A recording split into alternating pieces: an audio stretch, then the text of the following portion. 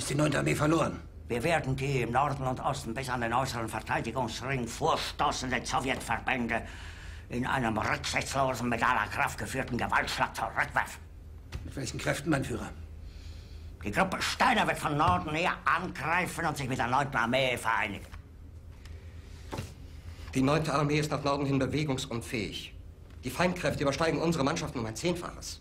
Wink soll mit der 12. Armee die Sache unterstützen. Aber mein Führer, die 12. Armee marschiert nach Westen, Richtung Elbe. Dann soll die Armee kehrt machen. Dann entblößen wir die Westfront. Haben Sie noch Zweifel an meinem Befehl? Ich glaube, ich habe mich klar genug ausgedrückt.